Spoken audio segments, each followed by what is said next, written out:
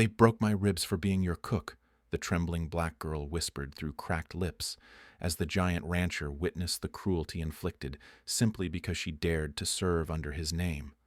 The frontier town saw her as nothing, another vagrant deserving whatever fate befell her broken body in that ditch. They expected her to die quietly, forgotten like so many before her.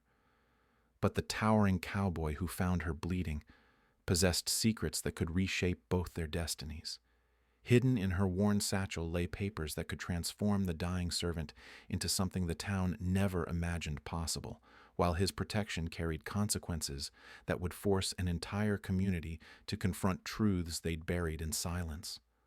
Would her discovery of what she truly possessed save them both, or destroy everything they'd fought to build? Before we continue, comment where you are tuning in from. Perhaps we will publish a story there. The dust kicked up around Ruby Mae Washington's worn boots as she stumbled into Millbrook, Texas. Her dark skin glistened with sweat under the scorching sun. The leather satchel clutched against her chest contained everything she owned in this world. Eyes followed her down the main street. Women whispered behind their hands. Men spat into the dirt and turned away. Ruby had seen those looks before. She knew what they meant. The first shop owner barely glanced up before shaking his head. The second didn't even let her finish asking about work. By the third rejection, Ruby's stomach cramped with hunger. She hadn't eaten in 2 days. Temperance Kelly emerged from the general store, her sharp eyes immediately finding Ruby. The older woman's lips pursed as she took in the stranger's appearance. Within minutes, Temperance was spreading word through town about the vagrant looking for handouts. Ruby pressed on. Her grandmother's voice echoed in her memory, urging her never to give up. She approached the saloon, the bakery, even the church. Each door closed before she could prove her worth. Sheriff Clayton Morse watched from his office window. He saw the pattern developing. The town was already deciding this woman's fate. He should probably run her out before trouble started, but something held him back. Maybe it was the way she kept her head high despite the rejections. As evening approached, Ruby found herself at the edge of desperation. That's when she heard about Marcus Whitmore's ranch. The wealthy landowner had a reputation for harsh treatment, but he paid wages. Ruby had worked for cruel men before. She could survive it again. Whitmore's ranch sprawled across hundreds of acres.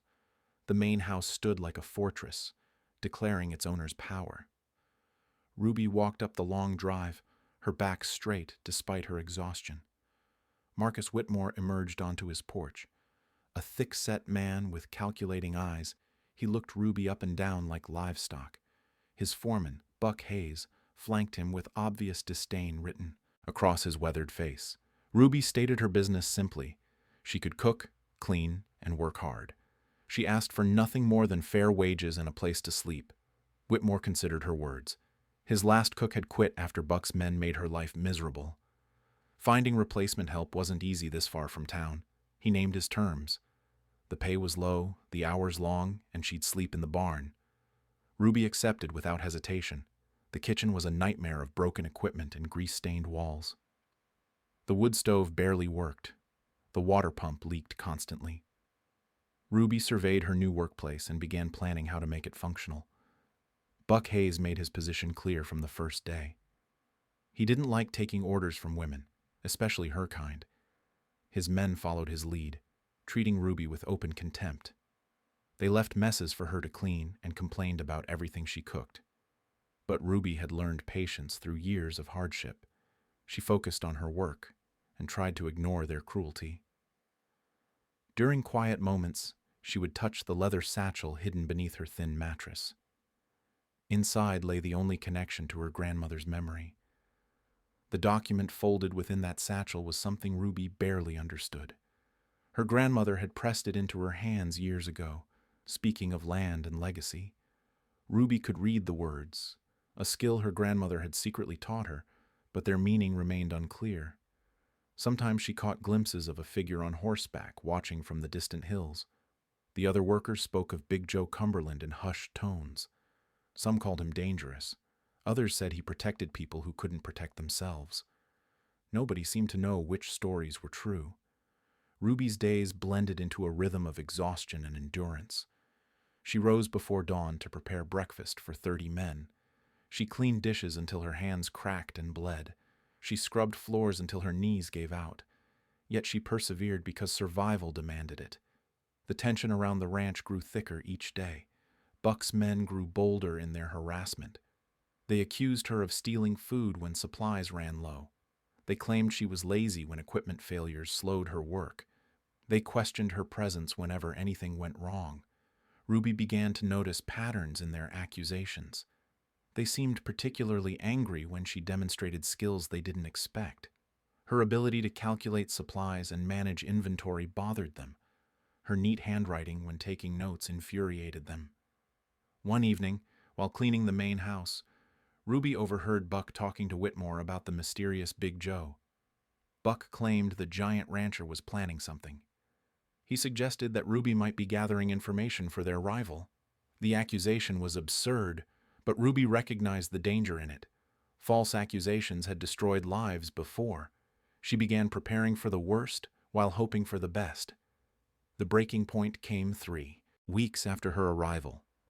Buck had been drinking heavily with his men, their laughter growing meaner as the night wore on. Ruby finished her kitchen duties and tried to slip away to the barn unnoticed. Buck's voice stopped her cold. He accused her of uppity behavior. He claimed she thought herself better than her station. His men surrounded her as he listed her supposed crimes. Ruby tried to defend herself with calm words. She explained her actions and defended her character. But reason had no place in their drunken fury. The first blow caught her ribs. The second knocked her to the ground. As pain exploded through her body, Ruby understood that her fight for survival had taken a deadly turn. Ruby's consciousness drifted in and out like waves against a distant shore. Pain radiated through her broken ribs with each shallow breath. The taste of blood filled her mouth. Buck Hayes and his men had left her in the ditch beside the road, assuming she would die quietly like so many others before her. The stars above blurred through her tears. Ruby whispered her final words to the empty sky, speaking the truth that had led to her destruction. They broke her ribs for being his cook. The irony wasn't lost on her. She had never even met the mysterious Big Joe Cumberland, yet his reputation had sealed her fate. Hoofbeats approached through the darkness. Ruby tried to lift her head, but found herself too weak to move. A massive shadow fell across her broken form. The horse snorted and stamped, sensing the scent of blood. Josiah Cumberland dismounted with surprising grace for such a large man. His weathered hands examined Ruby's injuries with gentle precision. She flinched at his touch, expecting more violence, but found only careful concern. The giant rancher spoke no words of comfort or explanation. He simply gathered Ruby into his arms and lifted her as if she weighed nothing. His horse, a sturdy stallion accustomed to unusual burdens, carried them both toward the distant hills. Big Joe's ranch house appeared modest compared to Whitmore's fortress, but it radiated warmth that the other lacked. Oil lamps cast golden light through clean windows. The porch swing moved gently in the evening breeze. Everything spoke of a man who built for comfort rather than intimidation. Inside, Joe prepared a makeshift sick room with practiced efficiency. He had clearly tended to injured people before. Clean bandages appeared from a well-stocked medical kit. Hot water steamed in a basin beside the bed. His movements were methodical and sure. Ruby drifted between consciousness and sleep for 3 days. Each time she woke, she found fresh water beside her bed and clean bandages around her ribs. Joe appeared periodically to check her condition, but he never pressed her to speak or explain her situation. On the 4th morning, Ruby's mind cleared enough to study her surroundings properly. The room was simple but comfortable. Books lined wooden shelves along the walls. Maps and newspapers lay folded neatly on a small table. This was clearly the home of an educated man. Joe brought her breakfast on a wooden tray. Scrambled eggs, fresh biscuits, and hot coffee filled the air with appealing aromas. Ruby's stomach reminded her that she hadn't eaten properly in days. As she ate, Ruby noticed Joe watching her with curious eyes. Most people assumed she couldn't read or write. They saw her skin color and made their judgments accordingly. But Joe's gaze held no such assumptions. Ruby tested her theory by reaching for one of the newspapers. She read the headlines aloud, her clear pronunciation revealing years of careful education. Joe's eyebrows raised slightly, but he showed no shock or disapproval. The conversation that followed changed everything Ruby thought she knew about her situation. Joe spoke quietly about his own past, revealing truths that few people knew. He had been born into slavery, but earned his freedom through decades of patient work. His ranch represented 30 years of careful planning and relentless effort. Joe's reputation as a dangerous man came from his willingness to protect those who couldn't protect themselves. He had faced down claim jumpers, cattle rustlers, and corrupt officials. His size and strength made him formidable, but his real power lay in his understanding of law and justice. Ruby found herself sharing details of her own journey. She spoke of her grandmother's secret lessons, conducted by candlelight when no one was watching. She described her flight from her previous home and her desperate search for safety. Then Ruby mentioned the document in her satchel. Joe's expression grew serious as she described the papers her grandmother had given her. He asked permission to examine the document, handling it with the reverence due to precious things. The land deed was authentic and legally binding. Joe recognized the territory it described immediately. The property bordered Whitmore's ranch and contained something invaluable in this dry country. A natural spring provided year-round water to anyone who controlled that specific piece of ground. Ruby stared at the document with new understanding. Her grandmother had been more than a former slave with dreams of freedom. She had been a property owner, a woman of substance who understood the power of legal ownership. The implications hit Ruby like lightning. She wasn't a vagrant begging for scraps. She was a landowner with legitimate claims to valuable territory. The beating that nearly killed her had been meant to eliminate a rival, not punish a servant. Joe explained the legal process for claiming inherited land. Ruby would need to present her case to the proper authorities and defend her ownership against any challenges. The task seemed overwhelming to someone who had spent years simply trying to survive. But Joe offered something Ruby had never experienced before. He volunteered to help her navigate the legal system without asking for anything in return. His assistance came with no conditions, no expectations of repayment or servitude. Ruby spent the following days recovering her strength while Joe taught her about property law and local politics. She learned that Whitmore had a history of disputes with neighboring landowners. Several families had lost their claims under suspicious circumstances. The pattern became clear as Ruby studied the situation. Whitmore targeted vulnerable people who lacked the resources to defend their rights. He used intimidation and violence to steal what he couldn't buy legally. Ruby's case represented more than one woman's fight for justice. It could expose years of systematic theft and corruption. But challenging Whitmore meant risking everything, including her life. The decision crystallized in Ruby's mind as she stood at Joe's window, looking out at the land her grandmother had left her. She would claim what was rightfully hers, regardless of the consequences. Ruby's hands moved across the ledger pages with practiced precision.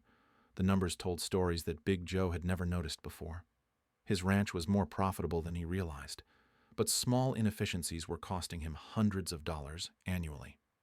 She reorganized his filing system and rewrote his business correspondence in clear, professional language.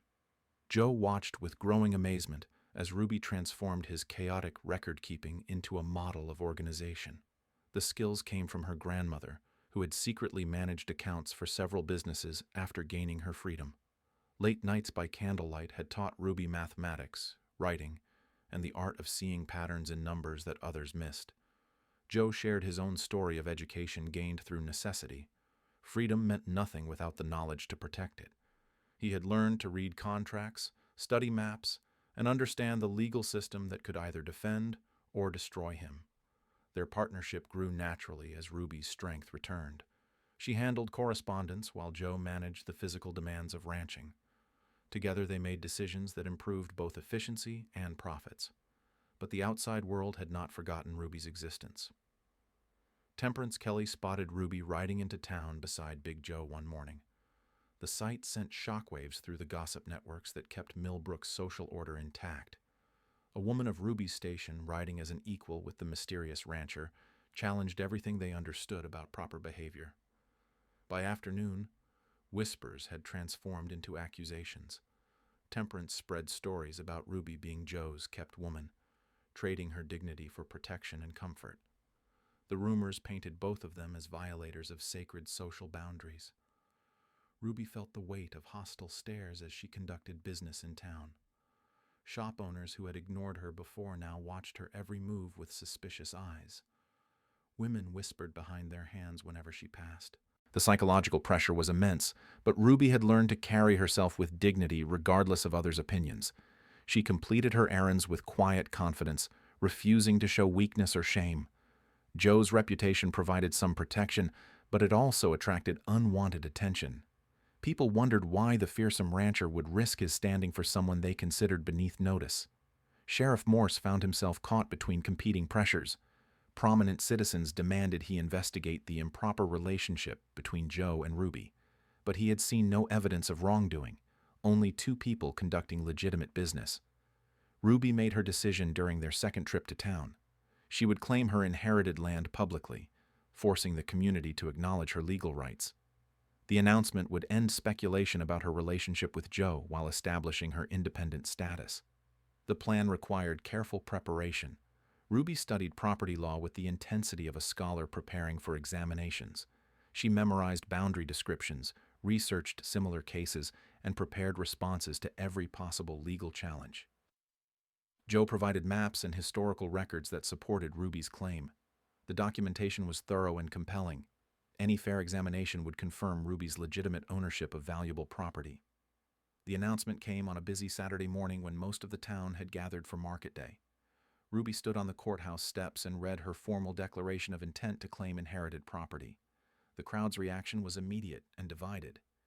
Some people recognized the legal validity of her claim and nodded respectfully. Others expressed outrage that someone like Ruby would dare assert such rights. Marcus Whitmore learned of the announcement within hours. His face turned red with fury as he realized the implications. The land Ruby claimed contained the water source he had been using illegally for years. Losing access would cost him thousands of dollars and expose his previous crimes. Whitmore's response was swift and vicious. He spread stories about Ruby being mentally unstable, claiming she had forged the documents during her recovery from injuries. He suggested that Joe was manipulating her for his own gain. The community split along predictable lines. Those who profited from Whitmore's influence supported his version of events. Others, particularly families who had suffered under his business practices, began questioning his accusations. Anonymous threats appeared under Ruby's door at Joe's ranch. The messages warned her to abandon her claim or face consequences worse than her previous beating. Someone had been watching the ranch, learning their routines and vulnerabilities. Joe increased security around his property, but Ruby refused to hide. She continued her daily activities with calm determination, showing no fear of the escalating threats. The legal process moved forward. Despite the intimidation campaign, Sheriff Morse reluctantly agreed to investigate Ruby's claim, knowing that state law required him to examine the evidence regardless of local politics. Ruby's documentation proved authentic under scrutiny. The land deed bore official seals and signatures that could not be forged. Property records confirmed her grandmother's ownership and legal right to bequeath the land to her heirs. But Whitmore had resources that extended beyond legal challenges. He pressured local officials, threatened economic retaliation against Ruby's supporters, and used every tool of influence available to wealthy men of his era. The stakes grew higher as both sides prepared for confrontation. Ruby's case had become a test of whether law and justice could prevail over money and intimidation. Joe stood firmly beside Ruby throughout the escalating conflict. His presence deterred direct violence, but it could not stop the psychological warfare being waged against them both. Late at night, sitting in Joe's kitchen with legal documents spread across the table, Ruby felt the weight of her decision. She had gone from fighting for survival to fighting for justice. The change was terrifying and exhilarating in equal measure. The final confrontation was approaching. Ruby could feel it in the tension that filled every interaction, every glance, every whispered conversation in town. Everything would be decided soon. Sheriff Morse spread Ruby's documents across his desk with reluctant attention. The land deed bore official state seals that looked authentic to his untrained eye. But authenticating legal documents required expertise he didn't possess. Ruby sat across from him with quiet confidence, answering every question with precise detail. She knew property boundaries, water rights, and inheritance law better than most lawyers. Her grandmother's education had prepared her well for this moment. Morse found himself impressed despite his reservations. This wasn't the broken woman he'd seen stumbling into town weeks earlier. Ruby had transformed into someone who commanded respect through knowledge and dignity. Joe accompanied Ruby to the meeting, but remained silent. His presence served as moral support rather than intimidation. The sheriff appreciated the restraint from a man whose reputation could overshadow any legal proceeding. The investigation began with a review of county records. Morse discovered that Ruby's grandmother, Sarah Washington, had indeed purchased the disputed land 30 years earlier. The transaction appeared legitimate and properly recorded, but deeper research revealed troubling patterns. Multiple properties had changed hands under questionable circumstances over the past decade. Small landowners seemed to lose their claims with suspicious frequency. Morse's inquiries led him to other families with similar stories. The Hendersons had lost their farm after mysterious tax liens appeared. The Rodriguez family had abandoned their claim after receiving death threats. The Johnsons had sold their land for far below market value after their barn burned down. Each case involved properties that later came under Marcus Whitmore's control. The pattern was too consistent to be coincidental. Ruby provided additional evidence that strengthened her case. She had letters from her grandmother describing the land's features and value. She knew details about the property that only an owner would possess. The water rights attached to Ruby's land became the investigation's focal point. The natural spring provided year-round water in a region where drought could destroy entire ranches. Control of that water source was worth a fortune. Morse discovered that Whitmore had been using Ruby's water illegally for years. He had built irrigation channels and livestock ponds fed by the spring on land he didn't own. The theft had gone unnoticed because no one had challenged his actions. Legal precedent supported Ruby's claim completely. Property ownership included mineral rights, water rights, and exclusive use of natural resources. Whitmore's unauthorized use constituted theft under state law, but legal facts meant little without enforcement power. Morse realized that challenging Whitmore would require courage he wasn't sure he possessed. The wealthy rancher had destroyed careers and livelihoods of those who crossed him. Ruby sensed the sheriff's internal struggle. She had seen similar conflicts in other men who faced choices between justice and safety. She pressed her case with logic rather than emotion, making it harder for Morse to find excuses for inaction. The breakthrough came when Morse discovered Whitmore's tax records. The wealthy rancher had been claiming tax benefits for improvements made on Ruby's land. He had essentially admitted to unauthorized use in official government documents. Additional research revealed years of fraudulent tax filings. Whitmore had claimed ownership of multiple properties he didn't legally control. His aggressive expansion had been built on systematic theft and deception. Other victims began coming forward as word spread about the investigation. Families who had suffered in silence for years found courage to speak their truth. Their testimonies painted a picture of decades-long criminal activity. The Rodriguez family revealed that their barn fire had been deliberately set after they refused to sell their land. The Hendersons produced evidence that their tax liens had been fabricated by corrupt officials in Whitmore's employ. Each revelation strengthened Ruby's case while exposing the scope of Whitmore's crimes. What began as a simple property dispute had become an investigation into organized fraud and intimidation. Joe provided maps and survey records that documented the true boundaries of disputed properties. His methodical record-keeping proved invaluable in establishing legitimate ownership claims. Ruby's legal knowledge impressed even skeptical officials. She understood complex property law better than some lawyers. Her ability to cite relevant statutes and precedents demolished arguments against her claim. Whitmore's desperate response revealed his growing panic. He offered increasingly large bribes to officials handling the case. He threatened economic retaliation against anyone who supported Ruby's claim. The pressure campaign backfired by drawing attention to Whitmore's illegal activities. State officials began asking questions about local land management and tax assessment practices. Morse found his courage as evidence mounted against Whitmore. The corruption was too extensive to ignore, and his oath of office demanded action. He began preparing arrest warrants for multiple charges. Ruby's transformation from victim to landowner was nearly complete. She had proven her legal rights through intelligence and persistence rather than violence or intimidation. Her grandmother's legacy was being restored through proper channels. The community watched with fascination as the investigation unfolded. Many people had suspected Whitmore's dishonesty but lacked the courage or evidence to challenge him. Ruby's case gave them hope for justice. Temperance Kelly began questioning her own assumptions about Ruby's character. The evidence clearly showed that Ruby was an educated, capable woman who deserved respect rather than scorn. The final legal proceedings would determine whether decades of theft and corruption could be overturned through legitimate means. Ruby had given the community an opportunity to choose justice over convenience.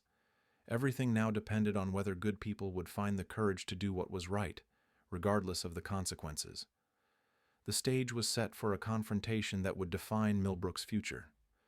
The town hall filled beyond capacity on the morning of Ruby's formal hearing. Citizens packed every available seat while others stood along the walls. The air buzzed with nervous energy as people prepared to witness a confrontation that would reshape their community. Ruby entered wearing her finest dress, borrowed from a sympathetic family who had joined her cause. She carried herself with quiet dignity, her head held high despite the hostile stares from Whitmore's supporters. Her leather satchel contained every document needed to prove her case. Big Joe accompanied her but took a seat in the back row. His presence provided moral support without overshadowing Ruby's moment. This battle belonged to her, and she would fight it with intelligence rather than intimidation. Sheriff Morse called the proceeding to order with visible nervousness. The formal hearing would determine not only Ruby's land claim, but the fate of multiple families who had suffered under Whitmore's illegal practices. Ruby rose to present her case with the confidence of someone who had spent weeks preparing for this moment. She began with her grandmother's original purchase of the disputed land, producing receipts and legal documents that proved legitimate ownership. Her presentation was methodical and compelling. Ruby cited specific property laws, referenced similar cases, and demonstrated knowledge that impressed even skeptical observers. The education her grandmother had provided was finally being put to its intended use. The water rights became the centerpiece of Ruby's argument. She proved that her family had owned the natural spring for 3 decades while Whitmore had been stealing its resources without legal authority. Ruby's evidence was overwhelming and undeniable. Tax records showed Whitmore claiming benefits for improvements made on land he didn't own. Survey maps confirmed that his irrigation systems extended onto her property without permission. Other families testified about their own experiences with Whitmore's illegal land grabs. The Rodriguez family described the mysterious fire that destroyed their barn. The Hendersons revealed how fraudulent tax liens had forced them from their home. Each testimony painted a picture of systematic corruption that had gone unchallenged for years. Whitmore had built his empire through theft, intimidation, and the silence of those too frightened to resist. The evidence against Whitmore continued mounting as the hearing progressed.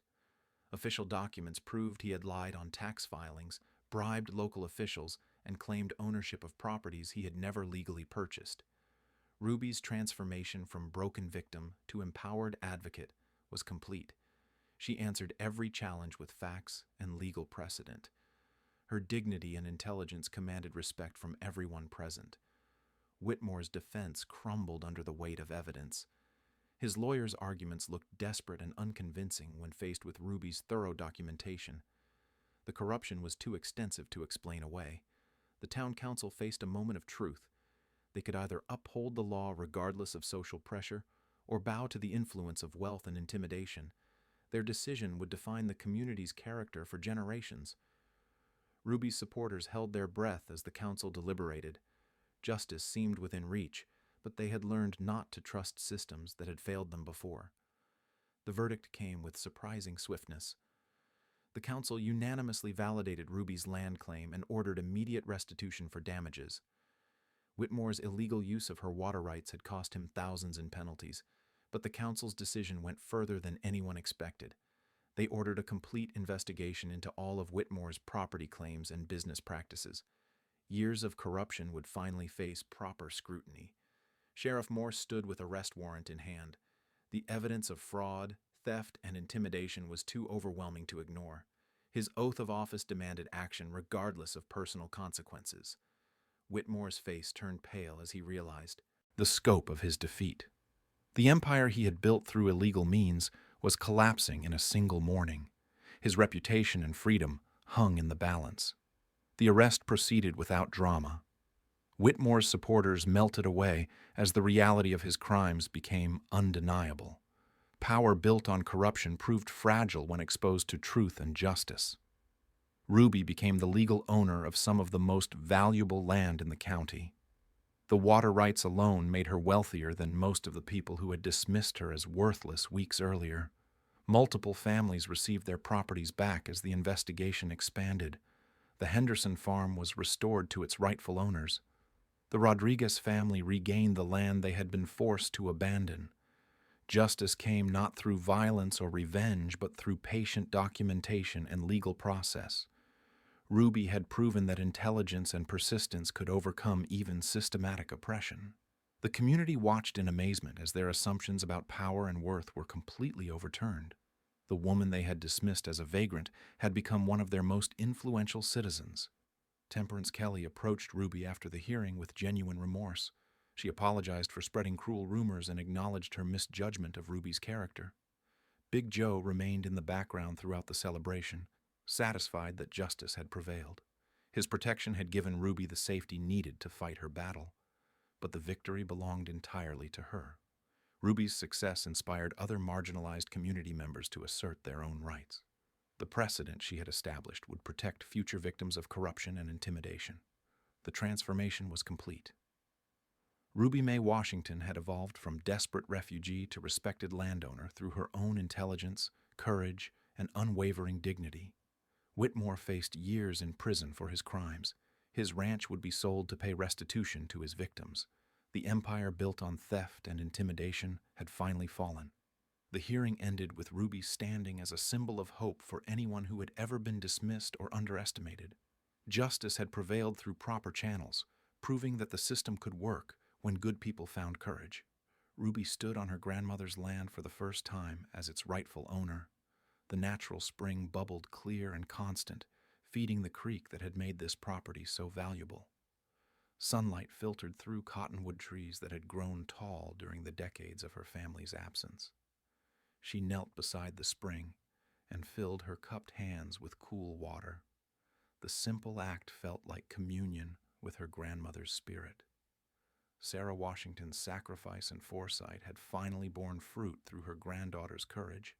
The cabin on the property needed extensive repairs, but its bones were solid. Ruby planned to restore it as a symbol of her family's perseverance. The building would serve as both home and testament to the power of legitimate ownership.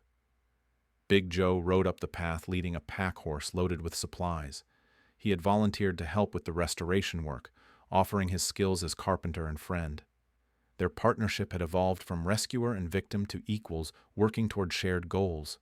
Ruby's transformation was evident in every aspect of her bearing. She moved with the confidence of someone who belonged in this place. Her decisions carried the weight of ownership earned through intelligence and legal process rather than violence or intimidation. The legal proceedings against Whitmore continued, revealing the full scope of his crimes. State investigators uncovered evidence of bribery, fraud, and systematic theft spanning 2 decades. His conviction on multiple felony charges seemed certain. Sheriff Morse had found his courage during the investigation and emerged as a dedicated advocate for justice. He now worked tirelessly to identify other victims of corruption and ensure they received proper restitution. His transformation paralleled Ruby's own journey from weakness to strength. The Rodriguez family returned to their restored property with tears of joy. Their children would grow up on land their parents had feared was lost forever. Ruby's victory had made their homecoming possible. Similar scenes played out across the county as families reclaimed stolen properties. The legal precedent established by Ruby's case protected other vulnerable landowners from future theft and intimidation. Temperance Kelly became one of Ruby's most vocal supporters in town. She used her influence in social circles to combat prejudice and promote understanding. Her change of heart represented the broader shift in community attitudes. Ruby established herself as a successful businesswoman managing her water rights and property investments. Her mathematical skills and legal knowledge made her invaluable to other landowners navigating complex regulations. She charged fair prices and earned widespread respect. The educational lessons Ruby had learned from her grandmother found new purpose in teaching others. She began holding reading classes for women who had never been given opportunities to learn. Knowledge became her gift to the next generation. Young girls in the community looked to Ruby as proof that intelligence and determination could overcome any obstacle. Her success story inspired families to invest in their daughters' education rather than accepting limited expectations. Big Joe's reputation evolved from mysterious and dangerous to protective and honorable. His role in supporting Ruby's legal victory demonstrated that true strength lay in defending justice rather than enforcing dominance. Their friendship deepened through shared work and mutual respect. Joe found in Ruby an intellectual equal who could discuss business strategy and legal precedent with expertise. Ruby discovered in Joe a man whose quiet strength masked deep wisdom. The restored cabin became a gathering place for families who had suffered under Whitmore's corruption. Ruby hosted dinners and meetings where former victims could share their experiences and support one another's healing. Whitmore's sentencing drew a large crowd to the courthouse. The judge imposed the maximum penalty allowed by law, sending a clear message that systematic corruption would face serious consequences. His ranch was sold to pay restitution to his victims. Ruby purchased portions of Whitmore's former property at the auction, expanding her holdings legally and fairly. The irony was not lost on observers that his victim had become wealthy through honest means while he faced imprisonment. The spring on Ruby's land became a symbol of renewal for the entire community. Families would picnic in the shade of the cottonwoods while their children played in the clear water. The place that had caused so much conflict now brought people together. Ruby's business ventures expanded beyond property management into other areas where her skills proved valuable. She became a trusted advisor to local merchants, helping them improve their record-keeping and financial planning. The education she provided to other women created a network of informed citizens who could protect themselves from future exploitation. Knowledge spread like ripples from her spring, touching lives throughout the region. Sheriff Morse established new procedures to prevent corruption in land transactions and tax assessments. Ruby's case had revealed systematic flaws that needed correction to protect all property owners regardless of their social status. Years passed as Ruby's influence grew throughout the community. She became known not just as a successful landowner, but as someone who used her position to help others achieve their own dreams. The young woman who had once stumbled into town broken and desperate was now a pillar of strength for anyone facing injustice. Her journey from victim to victor inspired countless others to believe in the possibility of transformation. Ruby's grandmother's dream of leaving a lasting legacy had been fulfilled beyond imagination. The land she purchased had become the foundation for her granddaughter's remarkable life and the catalyst for community-wide change. Standing beside her spring on a peaceful evening, Ruby reflected on the journey that had brought her to this moment. She had discovered that true wealth lay not in money or property, but in the dignity that came from standing up for what was right. The water continued flowing as it had for generations, constant and life-giving, just like the courage that had carried Ruby through her darkest hours to this moment of quiet triumph.